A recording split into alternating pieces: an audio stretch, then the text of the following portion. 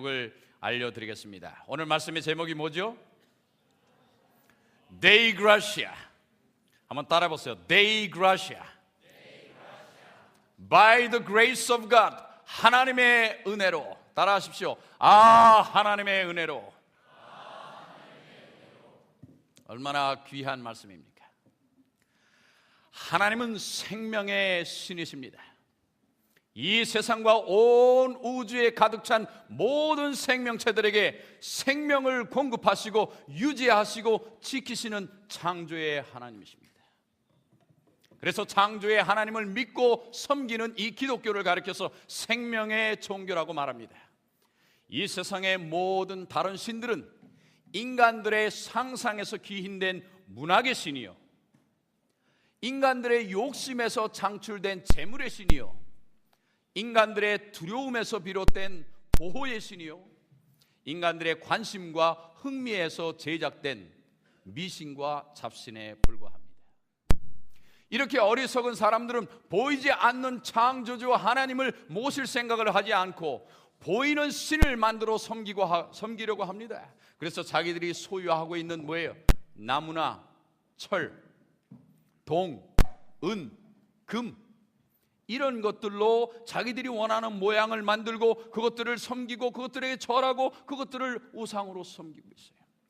그리고 생각하기를 이것들을 집에다 모시고 사무실에 모시고 그리고 신당에 모시고 혹은 부적을 만들어서 그것을 내 몸에 지니고 다니면 이것이 나를 지켜주고 나를 보호하고 나를 축복하고 심지어 나의 영혼까지도 책임질 것이라고 생각합니다.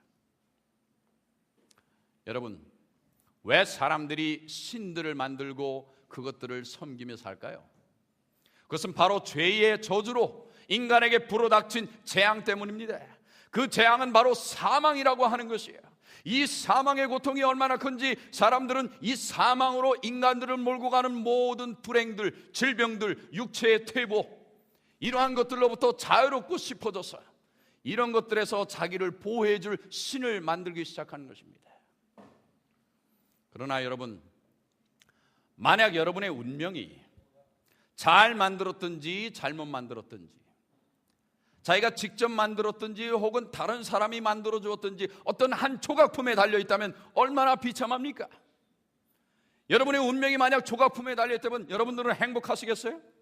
천만의 말씀입니다. 그것은 비극이에요. 이것은 정말 만물 중에 유일하게 문학적이고 유일하게 철학적이고 유일하게 이성적이고 유일하게 지혜로운 아름다운 존재 인간이 내릴 지혜로운 결론이 아니란 말입니다. 그러나 참으로 안타깝게도 이 세상은 이러한 잡신들을 섬기고 그것들을 만들고 그것들을 추앙하는 사람들로 가득 차 있습니다. 그러나 성경은 말합니다. 수많은 사람들이 자신의 신을 만들고 자신의 길을 따라가면서 이대로 살면 구원받을 것이고 이대로 살면 영원히 행복할 것이라고 생각하지만 성경은 말씀하시기를 어떤 길은 사람의 보기에 바르나 필경은 사망의 길이니라. 뭐라고요? 어떤 길은 사람의 보기에 바르나 필경은 무슨 길이라고요? 사망의 길이라고요. 많은 사람들이 스스로 걸어가다가 맞이하는 길이 만약 필경 사망의 길이라면 오늘 우리는 그 사망의 길을 반드시 걸어가야겠습니까? 아니면 생명의 길을 찾아야겠습니까? 생명의 길을 찾아야 합니다. 여러분, 사람들이 보기에 바른 것이 아니라 궁극적으로 하나님이 보시기에 바른 길, 그 옳은 것이 무엇일까요? 우리는 그것을 진리라고 부릅니다. 진리는 유일하게 옳은 것이고 그 유일한 진리는 바로 옳을 의로운 것이에요. 여러분, 의를 영어로 뭐라고 하죠? 의를 영어로 뭐라고 해요? 잘 모르겠어요? Righteousness. 한번 따라해 보세요. Righteousness. 올바름, 마땅함, 맞음, 이런 것을 뜻하는 이 right에서 유래된 이 말은 모든 공정하고 바른 일, 옳은 일을 위해 옳은 일을 도모하는 모든 선한 행위를 포함하는 말입니다. 그리고 인간성, 휴머니즘의 기초가 되는 단어예요. 인간이 의롭다는 것은, 잘 들으세요, 자기의 이익을 생각하지 않고 인도를 위하여 진력하는 일이요, 옳은 행위를 일컫는 말이요, 의기가 있고 의분이 있고 의리가 있다고 하는 뜻입니다. 그렇다면 무엇이 옳은 것입니까? 옳음의 기준이 되는 것이 무엇입니까? 옳음의 기준이 되는 것은 바로 진리라고 말씀드렸어요. 그렇다면 진리는 무엇입니까? 여러분, 진리는 인류애적이고 파괴적인 것이 진리입니다. 시대를 뛰어넘어 불변적인 것이 진리입니다. 양심적이고 인간적인 것이 진리입니다. 죽이는 것이 아니라 살리는 것이 진리입니다. 진리의 이런 도덕적이고 인격적인 속성들을 대표하는 예수께서 자신을 가리켜서 말씀하셨어요. 내가 곧 길이요 진리요 생명이니라. 그렇습니다. 여러분, 진리는 인격이어야 하며 존재이어야 합니다. 만약 진리가 그저 이론에 그친다면 그것은 아무런 힘이 없어요. 왜요? 이론에 그친 진리는 그저 소리이고 그저 문자일 뿐 아무런 힘을 발휘할 수 없기 때문입니다. 인류애적이고 파괴적으로 사는 것, 영원히 변치 않는 불변성의 마음으로 인류를 사랑하는 것, 죽이지 않고 살리는 것, 인간적으로 사는 것, 바로 그 존재, 그러한 인격체가 바로 진리라고 하는 것입니다. 이 세상에서 가장 오래된 문자는 중국 문자예요. 한자, 뜻글자죠. 그런데 이 창세기와 중국 문자라고 하는 책에 보면 이 인류에게 어떻게 문자가 전해졌고 그 뜻을 가진 문자들이 성경과 어떻게 연결되어 있는지 참 잘 고증해 주고 있습니다. 그 중에 가장 대표적인 단어를 하나 선택한다면 그것은 바로 오를 의자예요. 오를 의자는 양양자와 나아자를 합성해 놓은 단어입니다. 오를 의자, 여러분 쓰실 줄 알죠? 한번 보실까요? 오를 의자는 양양자와 나아자가 합쳐진 거예요.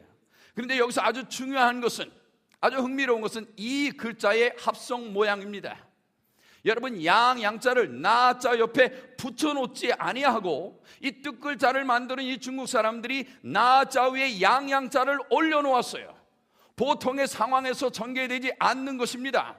보통 양을 늘 끌고 다녀서 나자 옆에 양이 옆에 있는 것이 당연한 일인데 중국 사람들이 나자 위에 양을 올려놓고 난 다음에 그 모양을 보고 뭐라 그래요? 이것이 바로 의로운 것이다.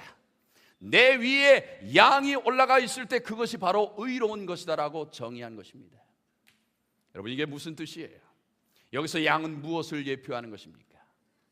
여기서 양은 바로 예수 그리스도를 대표하는 것입니다. 예수께서 말씀하십니다. 보라, 세상 죄를 지고 가는 어린 양이로다. 그렇습니다. 예수님은 이 세상의 어린 양으로, 세상 죄를 지고 가는 어린 양으로 오셨어요. 이것이 성경의 핵심이며 세상 죄를 지고 가는 하나님의 어린 양으로 이 세상에 오신 메시아의 사명을 가장 아주 멋있게 설명하는 단어, 그것이 바로 오를 의자예요.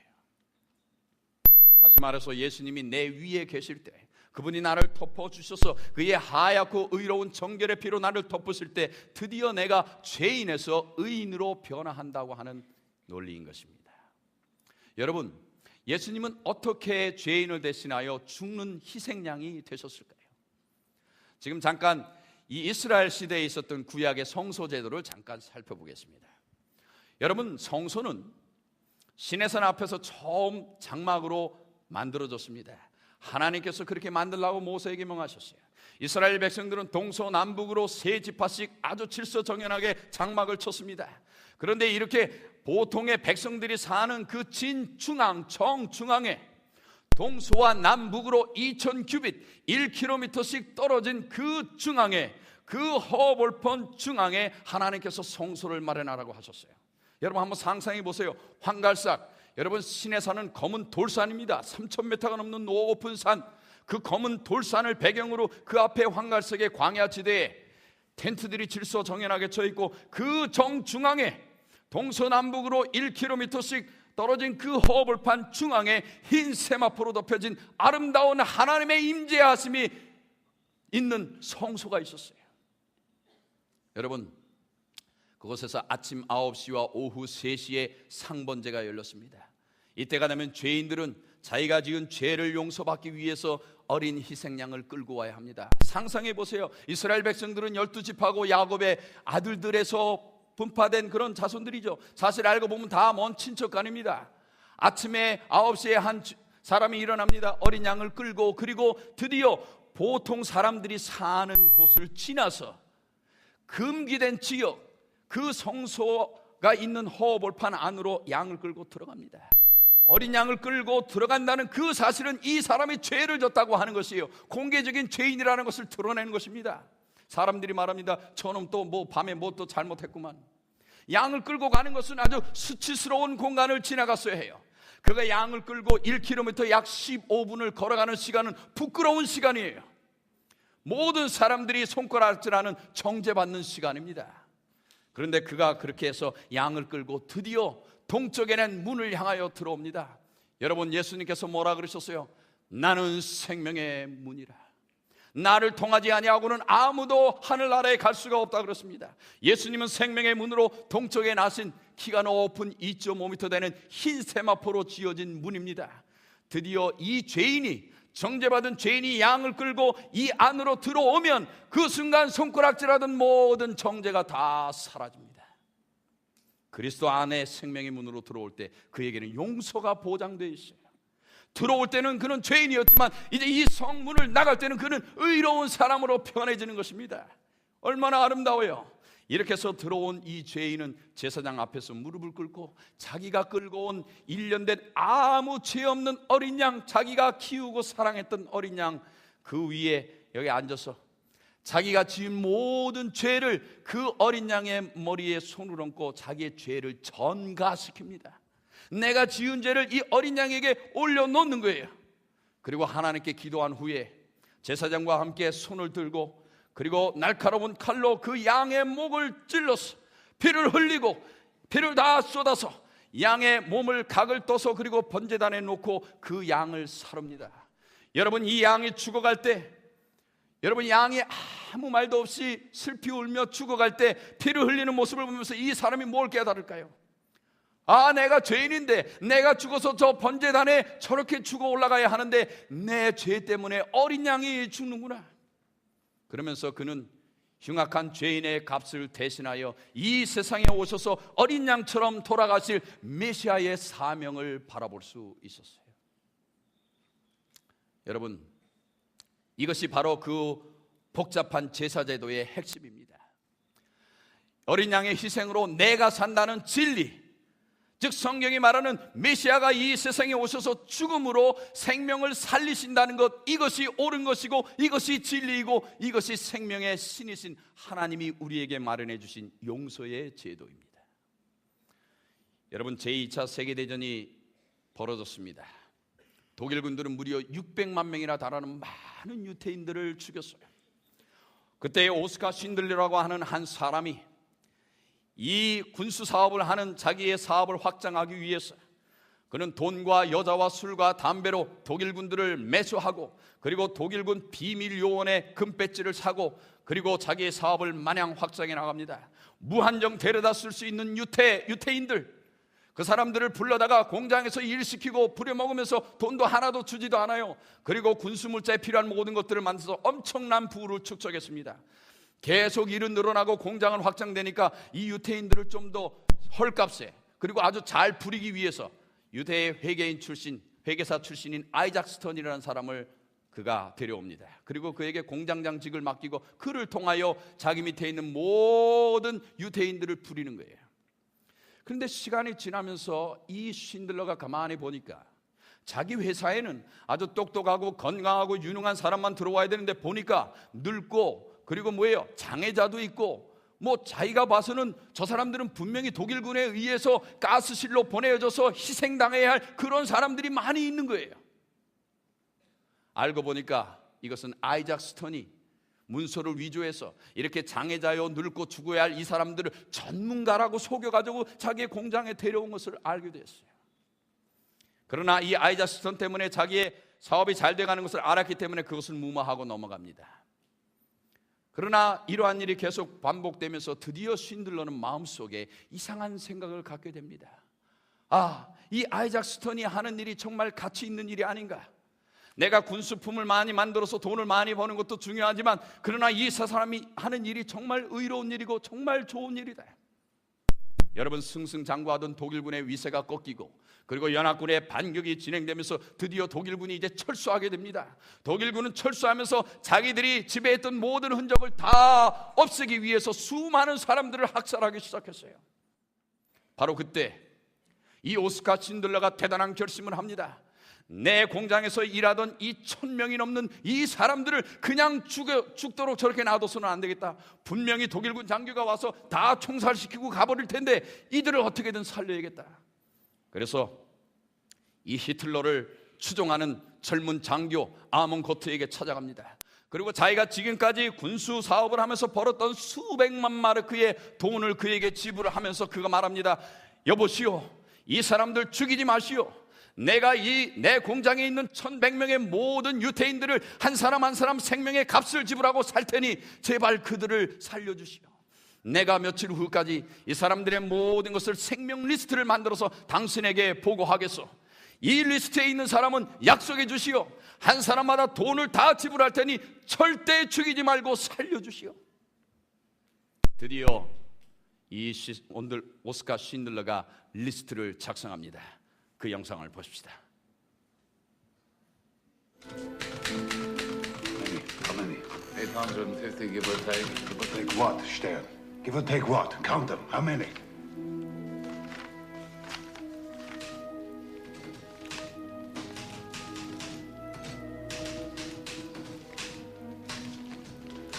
That's it. You can finish that page.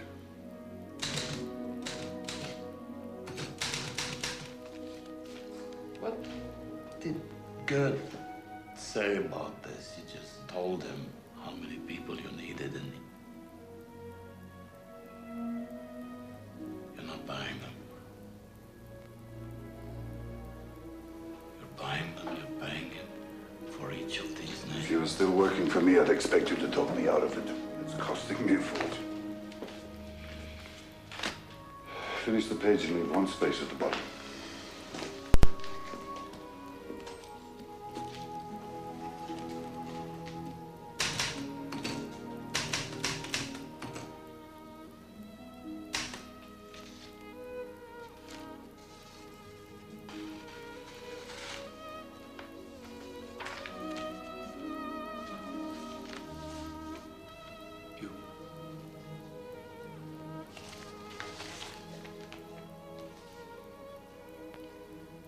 The list is an absolute good. The list is life. All around, it's 여러분, 아이작 스톤이 뭐라고 했어요? This list is absolutely good. This list is life. 이 명분은 선의 극치입니다. 이 명분은 생명입니다. 죽음의 돌풍으로부터 막아줄 생명의 명단. 그렇습니다. 그날 신들러의 이 허락으로 아이작 스톤이 작성한 이 1100명의 리스트는 바로 그 이름이 적혀 있는 그 모든 사람들을 살려낼 수 있는 생명의 리스트였어요. 여러분, 아몬고트 독일군 장교는 약속에 근거하여 값을 지불하고 산 그 1100명의 사람들만 살려주었어요. 오늘 여러분은 이 사실을 깨달아야 합니다. 하나님도 한 책을 가지고 계십니다. 그것은 바로 하나님께서 작성하시는 생명의 책입니다. 내가 보니 하나님의 보좌 앞에 책들이 펴있고 또 다른 책이 펴있으니 곧 생명책이라. 누구든지 생명책에 기록되지 못한 자는 불못에 던지우더라. 하나님께서는 오늘도 당신께서 보내신 독생자 예수 그리스도를 자신 위에 올려놓고 의로운 사람이 되기로 결심하는 모든 사람들의 이름을 그분의 생명책에 기록하면서 이들을 구원하시겠다고 약속해 주셨습니다. 이것은 하나님의 신적인 명예를 걸고 하신 약속이에요. 그냥 허탄하게 하신 말씀이 아니란 말입니다.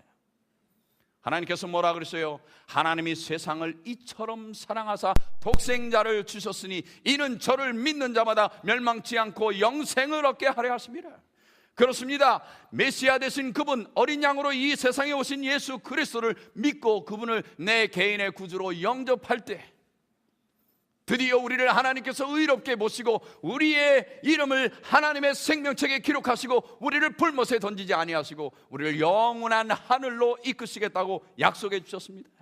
아멘. 여러분과 저의 이름이 하나님의 생명책에 기록되어 있다는 것에 감사하시기 바랍니다. 여러분, 신들러는 자기가 구해낸 1100명을 이끌고 그리고 자기의 고향으로 가서 거기서 8개월 동안 그들을 계속 먹이고 살립니다. 이미 전세는 다 기울어서 자기의 조국 독일이 패망했어요. 이제 그는 잘못하면 역적으로 모여서 그야말로 죽을 수밖에 없는 사람입니다. 유대인들 1100명이 다 모였습니다.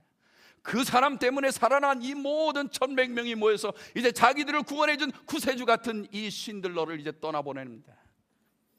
근데 신들러가 그 자리에서 통곡을 합니다. 자기가 타고 다니던 차를 보면서 이 차, 내가 타고 다니던 이 차를 만약 내가 아몬고토에게 줬다면 10명은 살려줬을 텐데, 자기가 차고 있던 이 금배지를 보면서 이 독일군의 비밀 장교 이 요원 이 배지, 이 금배지, 이것을 내가 아몬고토에게 줬으면 적어도 2명, 아니 1명은 살렸을 텐데, 그는 이제 1100명을 살려놓고도 이 한 사람 한 사람의 생명이 천하보다 귀하다는 것을 깨닫고 1명을 더 살리지 못한 것 때문에 오열하고 있습니다.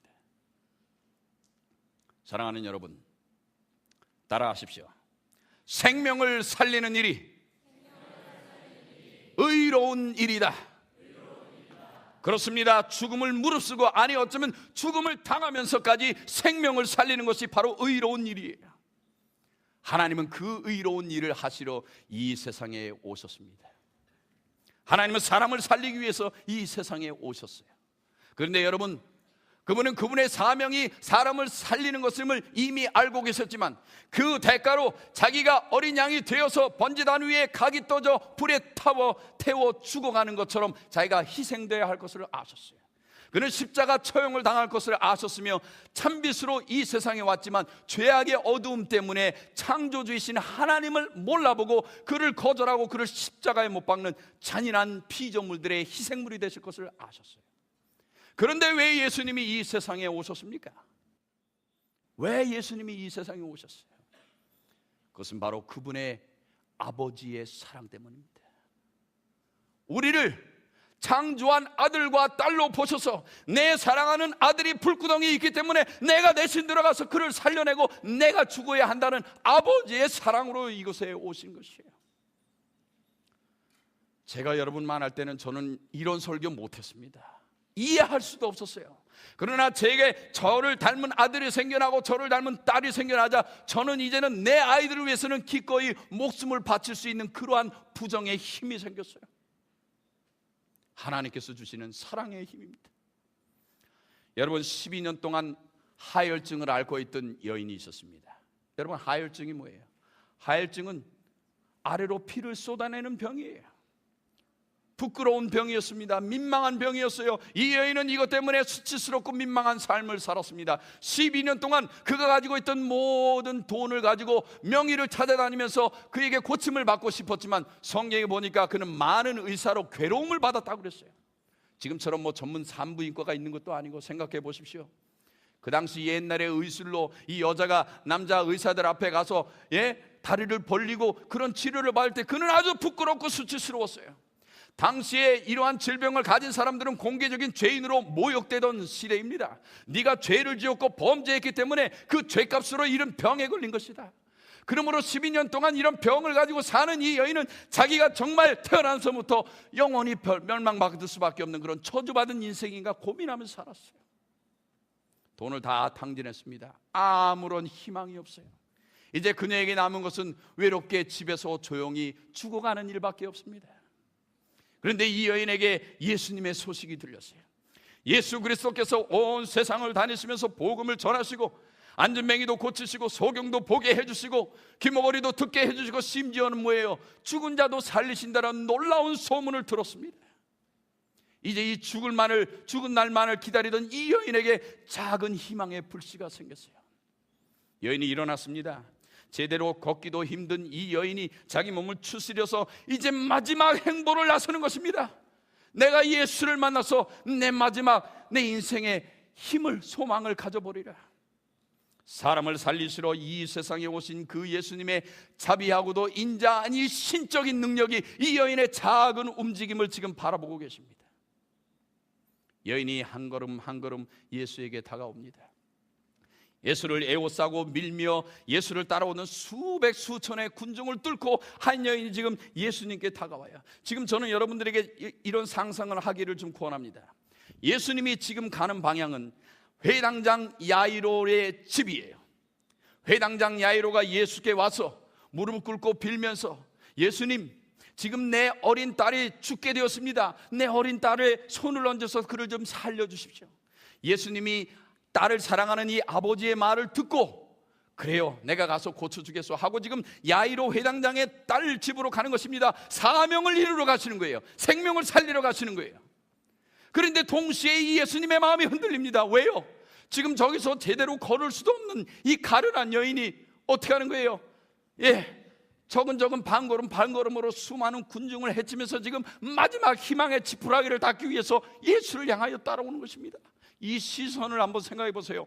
예수님이 이쪽을 향하시고 이 여인이 예수님을 따라옵니다. 거리가 점점 가까워져야 되는데 더 멀어져요. 여인의 따라오는 속도는 늦고 예수님은 군중에 밀려서 자꾸 갑니다. 예수님은 의도적으로 스탑하셨어요.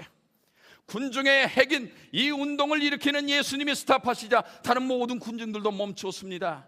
이 여인은 그때를 틈타서 조금씩 더 예수께 가까이 옵니다. 예수님이 마음속으로 울부짖습니다. 내 사랑하는 딸아, 좀 더 가까이 와라. 좀 더 가까이 와라. 드디어 이 여인이 예수님에게 가까이 왔습니다. 얼마나 가까이 왔습니까? 성경에 보니까 손을 뻗어 그의 옷을 만질 만큼 가까이 왔어요. 거리로 보면 불과 1.5m도 안 되는 이런 근거리까지 여인이 찾아왔습니다. 여러분, 야이로는 애가 탑니다. 바로 그 순간 여러분 생각해 보십시오. 이제 이 여인이 할 일은 뭐만 남았어요?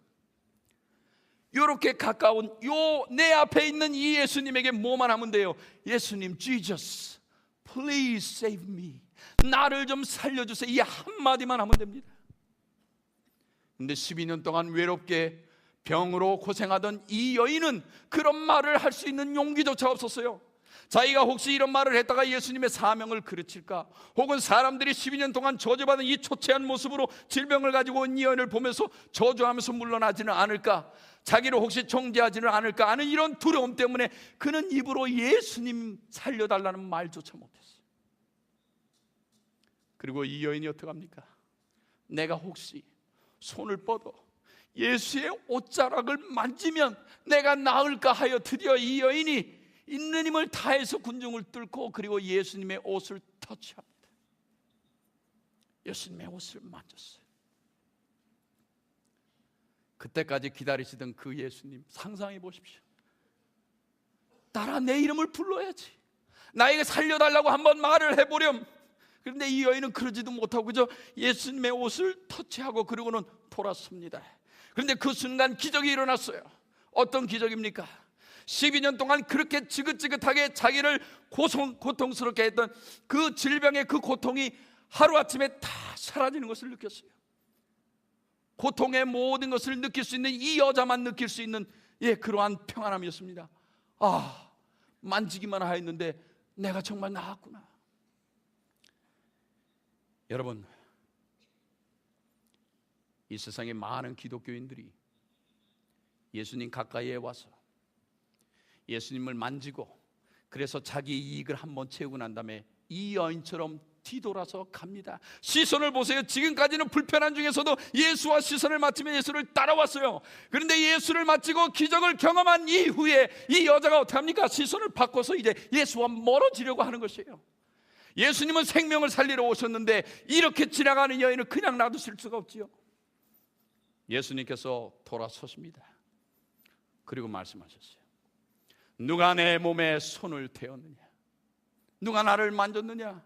베드로가 다가와서 이야기합니다. 예수님, 이 수천 명의 사람들이 지금 밀고 당기고 하는데 누가 만졌나니요? 어떻게 그런 질문을 하십니까? 그때 예수님께서 말씀하셨어요. 분명히 만졌느니라. 분명히 만졌느니라. 여러분, 예수님은 이 옷깃에 스치는 거 감촉을 느끼지 못하는 그러한 분이 아니세요. 예수님은 여러분이 손을 뻗어서 옷자락만 만지는, 여러분 신체의 일부도 안 돼 예수님은 옷자락만 만져도 아시는 그런 하나님이십니다. 예수님을 등지고 떠나가던 이 여인이 누가 나를 만졌느냐 하는 이 음성에 그대로 스탑했어요. 더 이상 나갈 수 없어요. 이제 예수님은 뭐예요? 시선을 바꿔서 등지고 돌아가는 그 여인에게 음성으로, 시선으로 그를 부르시고 붙잡으시는 것입니다. 내 사랑하는 딸아, 어디를 가려고 하느냐?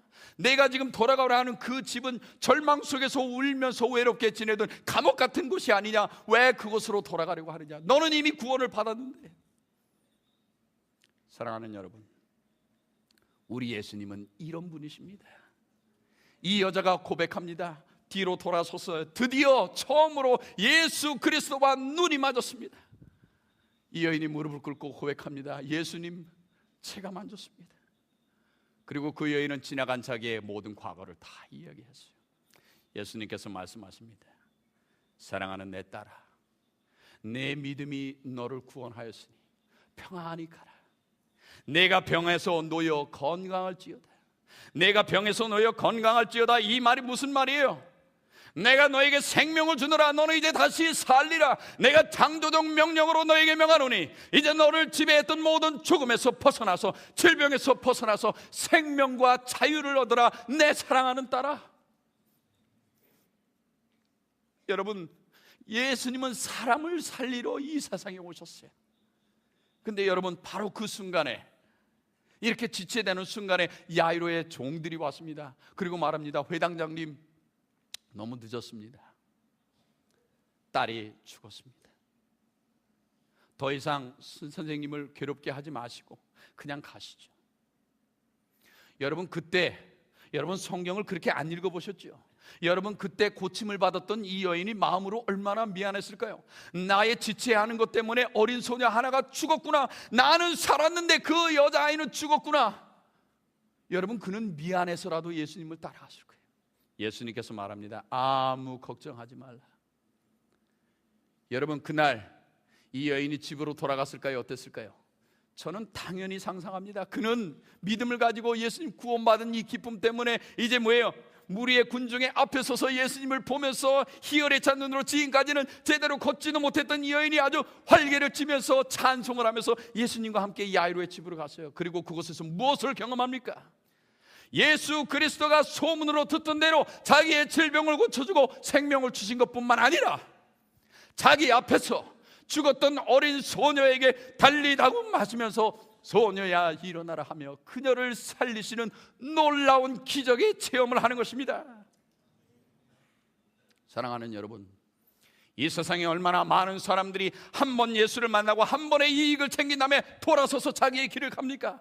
그러나 여러분 기억하세요. 우리 예수님은 그것을 그냥 놔두시는 분이 아니십니다. 예수님은 붙잡으시는 분이에요. 내가 나하고 시선을 맞춰서 이제 영원한 하늘나라로 가야지 어찌하여 돌아서려고 하느냐. 그리고 예수님께서 우리를 초청하십니다. 사랑하는 내 딸아, 이제 내가 질병에서 고침을 받고 생명을 얻었으니 이제 내가 해야 할 일은 나처럼 생명을 살리는 일에 내가 동참하는 것이다. 아멘. 그렇습니다. 여러분, 여러분에게 제가 호소합니다. 여러분은 지금까지 얼마나 가까이 예수님 곁에 다가오셨습니까? 얼마나 근거리로 다가오셨습니까? 지난 30년 동안, 평생 동안, 아니면 침례받은 후 5년 동안 여러분은 예수님 곁에 얼마나 가까이 다가오셨습니까? 그리고 여러분은 진심으로 손을 뻗어 믿음의 손으로 예수 그리스도의 옷자락을 한번 만져나 보셨습니까? 분명히 그날 수많은 군중들은 밀고 당기고 하면서 수도 없이 예수님을 만졌습니다. 그러나 그 만짐에는 뭐예요? 간절한 바람과 희망이 전혀 없었어요. 그래서 수많이 만졌지만 이런 여인처럼 기적을 경험한 사람은 하나도 없습니다. 왜 똑같은 터치인데 이 여인의 터치와 그 사람들의 터치가 다릅니까? 왜 이 사람은 기적을 경험하고 저 사람들은 기적을 경험하지 못합니까? 그것이 무슨 차이예요? 믿음의 차이입니다. 간절함의 차이이고 진지함의 차이예요. 내가 구원 얻고 싶어하는 생명을 살리는 메시아의 사역을 이해하고 저분이 나를 구하러 오셨구나 하는 간절한 마음이 있어야, 그래서 만져야 그 사람이 살아나는 것입니다. 여러분이 지금까지 삼육중고등학교 다니고 혹은 장로와 목사로 혹은 집사로 아무리 수고를 해도, 아무리 예수 그리스도 가까이에서 아무리 둘러진치고 돌아다녔어도 진심으로 믿음의 손으로 예수 그리스도를 터치하지 않았다면 여러분 그 모든 것은 다 헛것입니다. 오늘 여러분과 저는 진심으로 예수 그리스도를 만져야 합니다.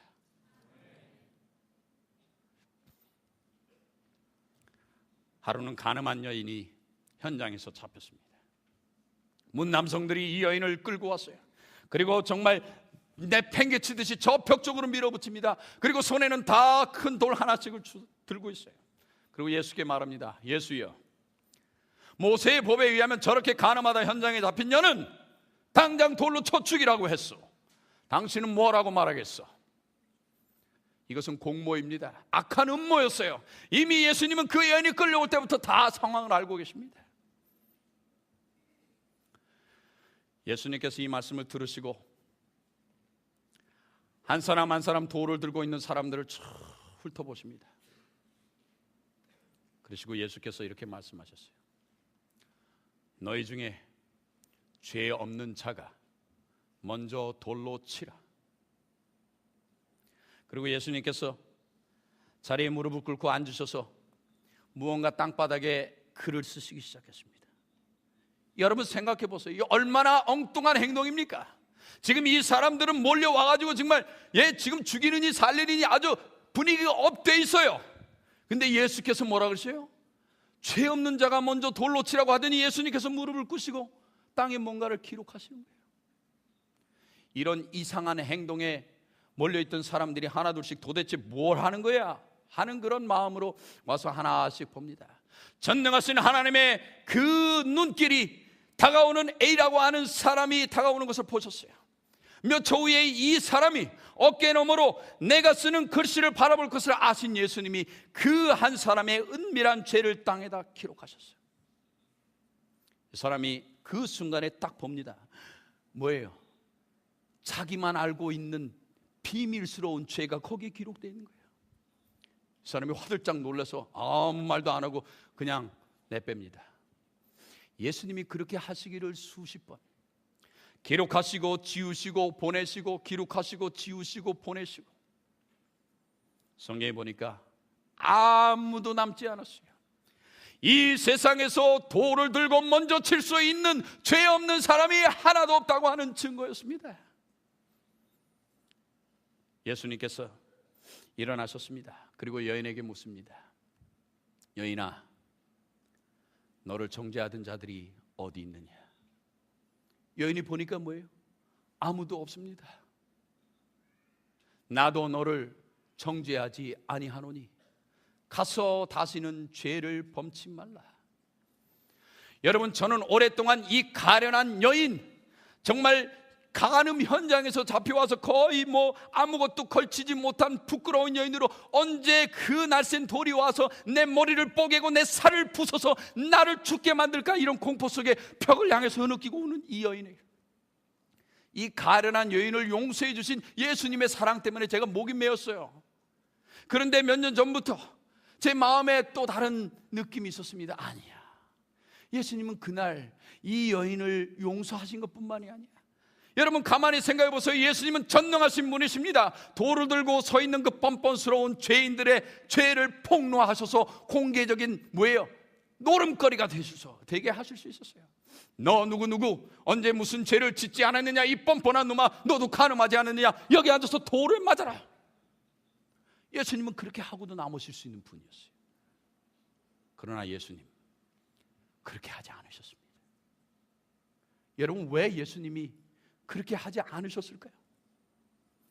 예수님은 그날 싸우는 두 자녀를 본 것입니다. 여러분, 하나만 내 아들이고 저 딸이 내 딸이 아니라면 문제는 간단합니다. 돌로 쳐 죽이라 하면 그것으로 끝나요. 고민할 것도 없어요. 그러나 예수님께서는 지금 돌에 맞아 죽어야 하는 저 딸이 내 딸이요, 저 딸을 죽이겠다고 말이에요. 자기의 누이 동생인데도 모르고 무정하게 돌을 들고 쳐 죽이려고 하는 자기의 아들, 그 남자아이도 아들이라고 하는 사실이었습니다. 예수님은 지금 이 현장에서 싸우는 두 자녀를 보신 것입니다. 내 아들, 내 딸이 죄 때문에 서로를 미워하고 서로를 헐뜯으며 이제 싸워 죽이려고 하는구나. 여러분, 이들을 구원하는 것이 예수님의 사명이었습니다. 생명을 살리는 그 사명. 여러분, 예수님께서 왜 원수들을 사랑하라고 하셨는지 이해하시겠습니까? 여러분에게는 원수일지 몰라도 예수님에게는 피로 사신 뭐예요? 아들이고 딸이에요. 알고 보면 여러분들은 그리스도 안에서 다 형제되면 믿음의 형제 자매인데, 친구를 미워하고 심지어는 아버지도 미워하고, 그래서 어떻게 해요? 존속 살해를 하잖아요. 그 얼마 되지 않는 재산 때문에 아버지를 죽이고 불태우고 말이에요. 그런 끔찍한 죄의 형상으로 인간의 모습이 그렇게 바뀌었는데, 예수 그리스도 창조주 하나님 생명을 주시고 생명을 유지하시고 지키시는 그 창조주 하나님께서 내 사랑하는 아들아, 내 딸아, 그렇게 살면 되지 않는다. 내가 대신 너희를 위하여 죽을 테니 제발 싸우지 말고 생명을 얻어라. 예수님은 십자가 위에서도 그의 사명을 다하셨습니다. 예수님께서 십자가 위에서 뭐라고 말씀하셨습니까? 아버지여, 저들이 하는 일을 알지 못하오니 저들을 용서하옵소서. 여러분, 이것이 메시아이고 이분이 기독교의 하나님이고 이분이 우리의 아버지이십니다. 여러분, 지금까지 여러분들은 아버지를 어떻게 이해하셨습니까? 창조주 하나님 예수 그리스도를 어떻게 이해하셨어요? 그분이 2000년 전에 여러분을 위해서 돌아오셔서 십자가에 죽으셨다는 걸 실감이 났습니까? 여러분이 진심으로 예수 그리스도의 사랑을 이렇게 느끼기 전에는 모든 기독교의 종교심이 다 헛것입니다. 예수님을 정말 내 아버지로, 내 창조주로 나를 사랑하셔서 내 대신 단 위에서 십자가 위에서 죽으신 어린 양으로 인정하고 그분을 내 구주로 모셔서 내 머리 위에 그분을 올려놓을 때 드디어 우리는 의로운 사람이 되는 것입니다. 사랑하는 여러분, 예수님께서 빌라도의 법정에서 골고다까지 800m의 고난의 길을 걸어가셨습니다. 십자가를 지시고 채찍에 맞으시면서 뭇 군중들의 조롱을 받으시면서 침을 뱉음을 당하시면서 예수 그리스도께서 그 길을 걸어가셨습니다. 우리를 위해서 대신 메시아로 이 세상에 오셔서 십자가에 희생되신 어린 양의 사랑을, 이 찬양을 들으시면서 마음으로 이해하시기를 바랍니다.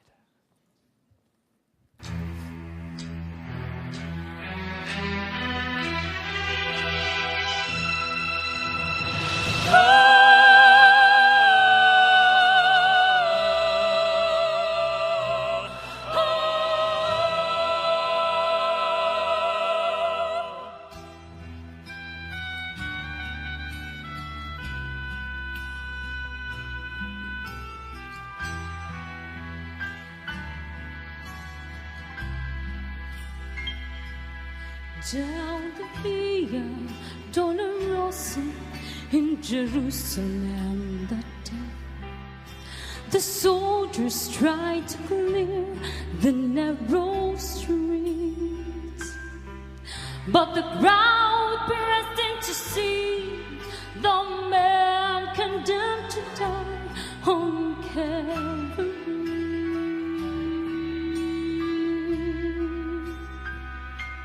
He was bleeding from a beating. There were stripes upon his back, and he wore a crown of thorns upon his head. And he bore with every step the scorn of those who cried out for his death. Down the Via Dolorosa, on the way of suffering, like a lamb in the Messiah, cries the King. But he chose to walk that road out of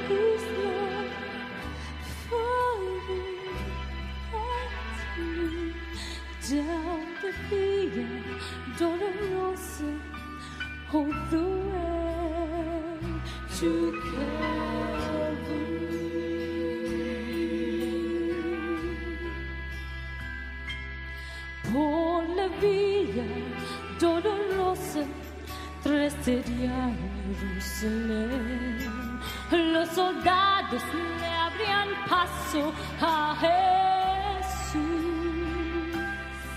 mas la gente se acercaba para ver a que llevaba aquella cruz.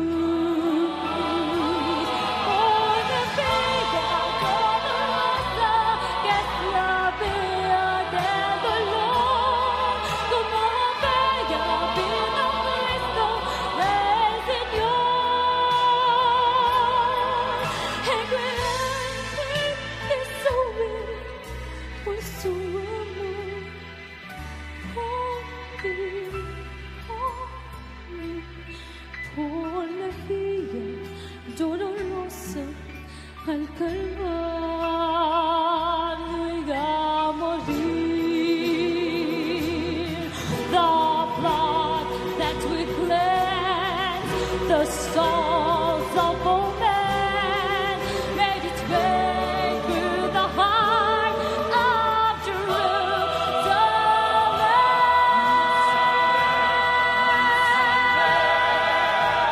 Down the via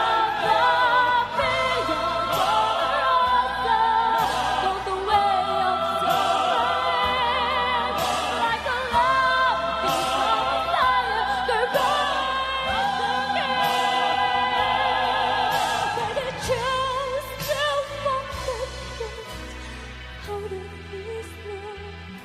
His love, fire down the via dolorosa, all the way to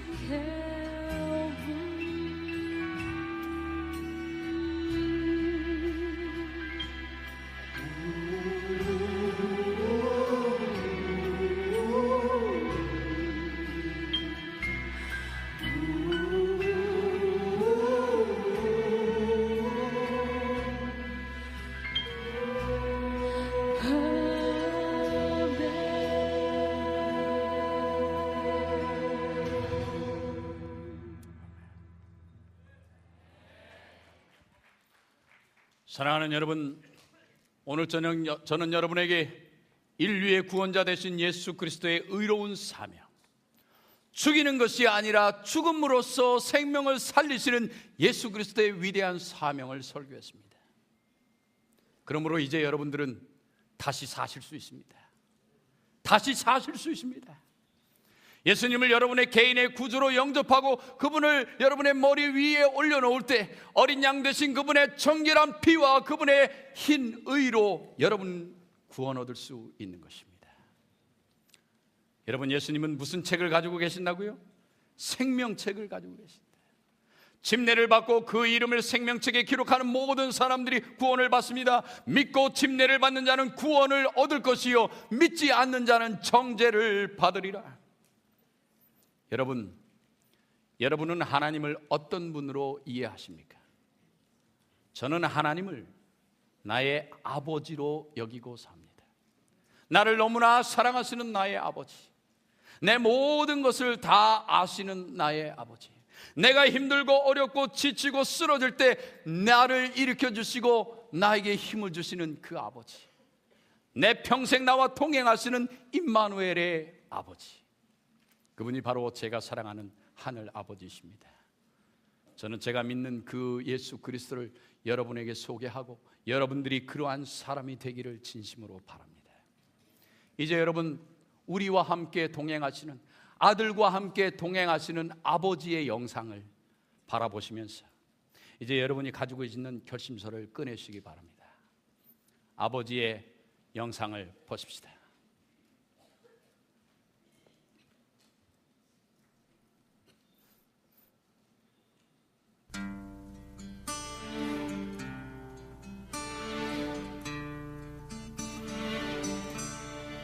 Who taught the sun where to stand in the morning?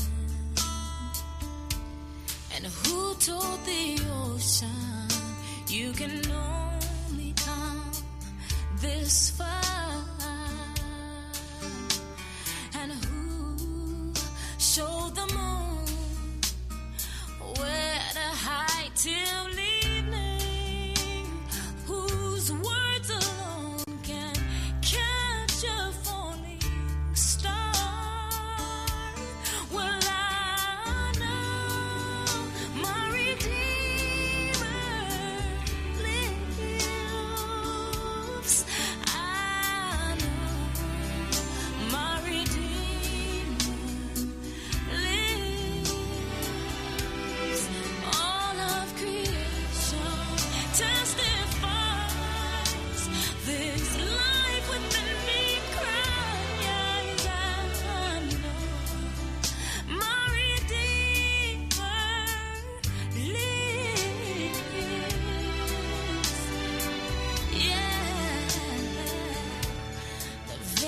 the same God that spins things in orbit,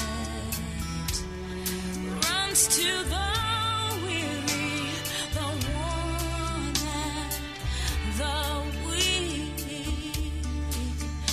and the same gentle hands that hold me when I'm broken. They conquer death to bring me victory.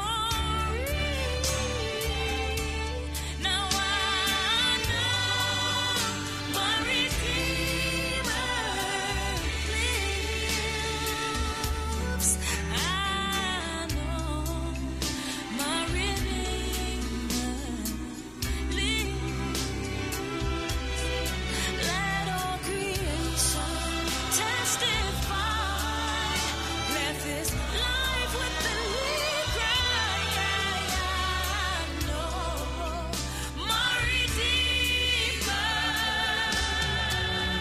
He lives to take away my shame, and He lives forever. I'll proclaim that the payment for my sin was the precious life He gave. But now He's alive, and there's an empty grave. And I know my Redeemer. He lives. I know my Redeemer lives. Let all creation testify. Let this life with the lead cry. I know my Redeemer. I know my Redeemer. I know my Redeemer lives. I know my because He lives, I can face I spoke with Him this morning,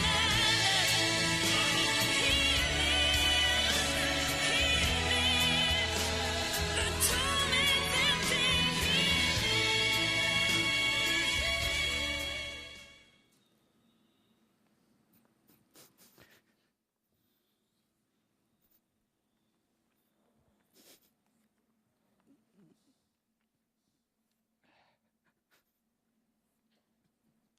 여러분, 저기 앉아 있는 사람이 바로 저와 여러분이라는 것을 아십니까?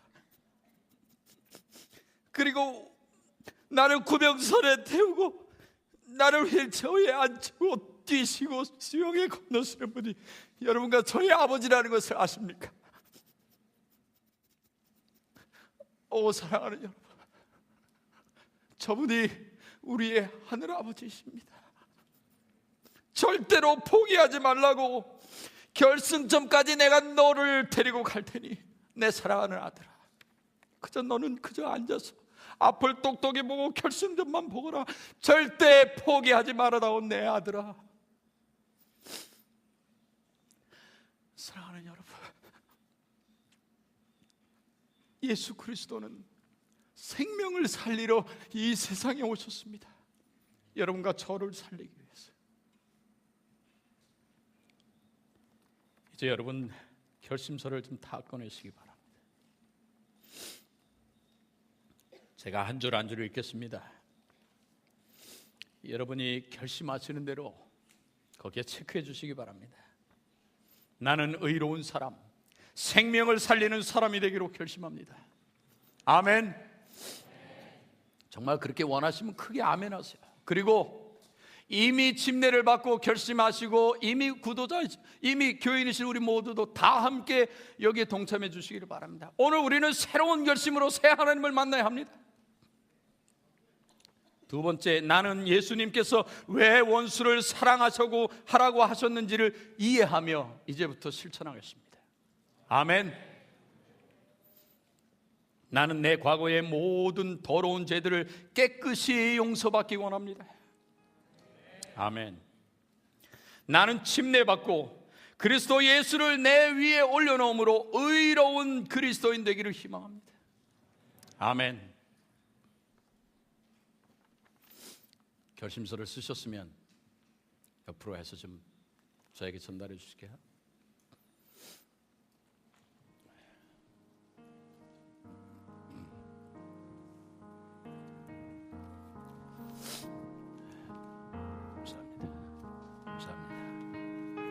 네, 가져나오세요. 김예지 학생이 나는 침례받고 예수 그리스도를 내 머리에 올려놓고 의로운 그리스도인이 되겠다고 희망했습니다. 신이슬 양이 나는 침례받고 의로운 그리스도인이 되겠다고 결심했습니다. 앞으로 또 가져오세요. 사랑하는 여러분, 제가 오늘 이 결심서들을 모아서 특별히 하나님께 기도하기를 원합니다. 하나님께서 여기에 적힌 일은 하나하나를 모르실까요? 예수님은 그분의 옷자락만 만지는 사람도 구별하실 수 있는 그런 하나님이시죠. 네, 다 가져오셨으면 제가 이제 마지막으로 기도하겠습니다. 이 기도가 마친 다음에 우리 힘차게 그리스도의 보혈의 사랑이 강물처럼 온 세상을 덮도록 찬양하십시다. 다 함께 기도하시겠습니다.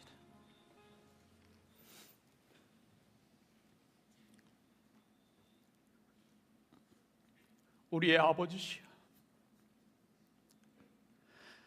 당신을 닮고 태어나서 이토록 사랑해 주시니 감사합니다.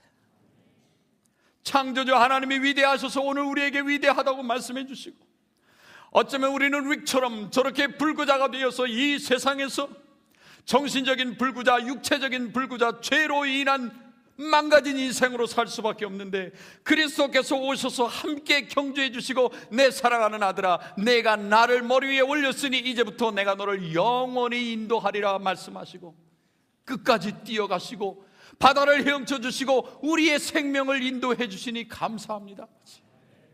오 하늘 아버지, 우리가 만약 혈류병 여인 외의 군중들처럼 예수님 가까이에 머물면서 아직도 한 번으로 믿음의 터치를 하지 못했다면, 하나님 오늘 그러한 터치를 할 수 있도록 축복해 주시옵소서. 하나님의 놀라우신 사랑이, 고난의 길을 걸어가신 그 사랑이 이제부터 영원히 이 길심서에 그 이름을 남긴 한 사람 한 사람을 구원해 주시고 영원히 인도해 주시기를 예수님의 속량하시는 은혜로 간절히 기도 올리옵나이다. 아멘.